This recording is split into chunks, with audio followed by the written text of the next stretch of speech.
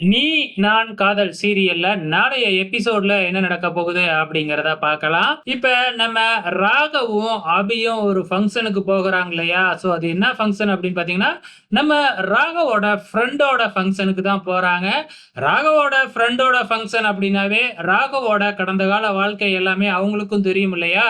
So கண்டிப்பா வந்து பார்த்தீங்கன்னா, அங்க மதுவ பத்தி நம்ம ராகாவுக்கு ஞாபகப்படுத்தி விடுவாங்க. இதனால நம்ம ராகவ் ட்ரிங்க்ஸ் பண்ணிடுறாப்ல.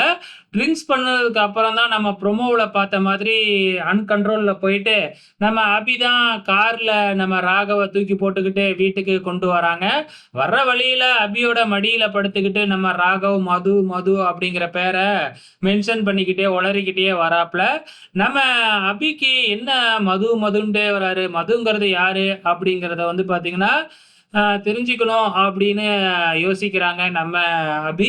ஸோ அதுக்கப்புறம் தான் நம்ம ராகவோட டைரிய எடுத்து படிச்சு, மதுங்கிறது யாரு அப்படிங்கிறதையும், நம்ம ராகவோட கடந்த கால வரலாறையும் நம்ம அபி தெரிஞ்சுக்கிறாங்க. இப்படி உருகி உருகி ஒரு பொண்ண நம்ம ராகவ் காதலிச்சிருக்கிறாரா அப்படிங்கிற விஷயத்த நம்ம அபி தெரிஞ்சுக்கிட்டாங்க அப்படின்னா, அபிக்கு இதுக்கப்புறம் நம்ம ராகவ் மேல கோவப்பட மாட்டாங்க. ராகவ் இவ்வளோ நல்லவனாட்டுக்கு அப்படிங்கிற மாதிரி தெரிஞ்சுக்க போறாங்க. வெயிட் பண்ணி பார்க்கலாம்.